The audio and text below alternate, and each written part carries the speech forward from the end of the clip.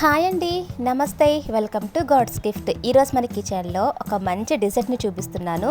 Sweet తినాలనిపిస్తే ఇన్స్టెంట్గా ఇలాగా బ్రెడ్తో స్వీట్ని ప్రిపేర్ చేసుకోండి. చాలా బాగుంటుంది, చేసుకోవడం కూడా చాలా సింపుల్. పిల్లలైనా సరే పెద్దవాళ్ళైనా సరే చాలా ఇష్టంగా తింటారు. చేసుకోవడం కూడా చాలా సింపుల్. ఇంకెందుకు లేట్, ప్రిపేర్ చేసేద్దాం.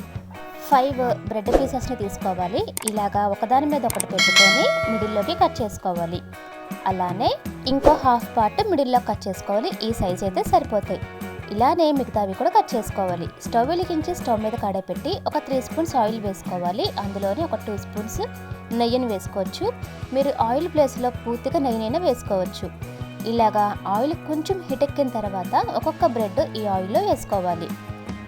ఇవి కొంచెం గోల్డెన్ కలర్ వచ్చేటట్టు ఫ్రై చేసుకోవాలి. ఒక సైడ్ ఫ్రై అయిన తర్వాత ఇంకో సైడ్ ఇలాగ టర్న్ చేసుకోవాలి.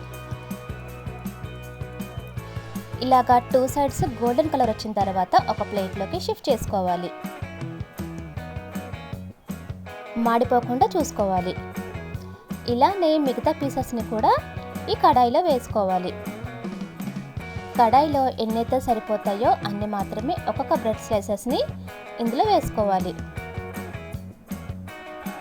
మీకు కొంచెం ఆయిల్ తగ్గింది అనిపిస్తే పైన కొంచెం నెయ్యిని యాడ్ చేసుకోండి. నేను ఇంకొక 1 స్పూన్ నెయ్యిని వేసుకుంటున్నాను. 2 సైడ్స్ ఫ్రై అయిన తర్వాత ఒక ప్లేట్లోకి షిఫ్ట్ చేసుకోవాలి. స్టవ్ వెలిగించి స్టవ్ మీద కడాయి పెట్టి 2 కప్స్ పాలు పోసుకొని ఈ పాలు బాయిల్ అవ్వాలండి.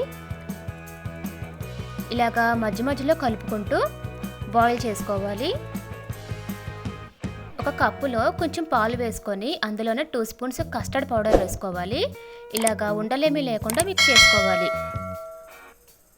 పాలు మరిగిన తర్వాత మనం ప్రిపేర్ చేసుకున్న కస్టర్డ్ పౌడర్ మిల్క్ మొత్తం ఒకసారి మిక్స్ చేసుకొని ఇందులో వేసుకోవాలి. లో ఫ్లేమ్ పెట్టుకొని మాత్రమే ఇవి బాయిల్ చేసుకోవాలి, హై ఫ్లేమ్ పెట్టకూడదు. ఇందులోనే ఒక 6 to 7 స్పూన్స్ షుగర్ వేసుకోవాలి. మీరు కొంచెం తీపి ఎక్కువ తినే వాళ్ళైతే కనుక ఇంకొక 2 స్పూన్స్ యాడ్ చేసుకోవాలి. ఇందులోనే ఇలాచీని కూడా వేసుకొని మొత్తం ఇలాగా మిక్స్ చేసుకోవాలి. ఇలాగా మొత్తం కలుపుకున్న తర్వాత స్టవ్ ఆఫ్ చేసేసేయాలి. స్టవ్ ఆఫ్ చేసిన తర్వాత మధ్య మధ్యలో ఇలాగా కలుపుతూ ఉండాలి.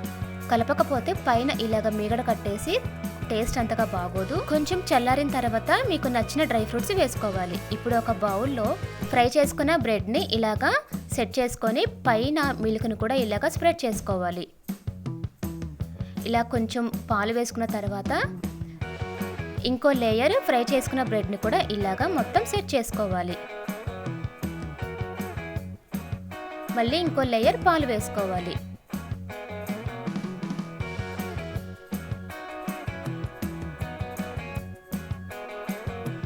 మళ్ళీ ఇంకో లేయర్ బ్రెడ్ వేసుకొని మొత్తం ఇలాగా సెట్ చేసుకోవాలి.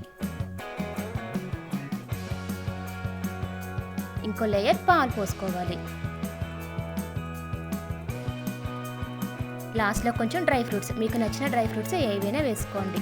ఈ స్వీట్ చేసిన వెంటనే తినకుండా ఫ్రిడ్జ్లో పెట్టుకొని ఒక 2 అవర్స్ తర్వాత తింటే టేస్ట్ చాలా బాగుంటుంది. స్వీట్ ఇష్టపడే వాళ్ళు డెఫినెట్గా ఈ రెసిపీని ట్రై చేయండి, చాలా బాగుంటుంది. ఈ వీడియో కనుక మీకు నచ్చితే మీ ఫ్రెండ్స్కి రిలేటివ్స్కి షేర్ చేయండి. సబ్స్క్రైబ్ చేసుకోవడం మాత్రం మర్చిపోకండి. Thank you.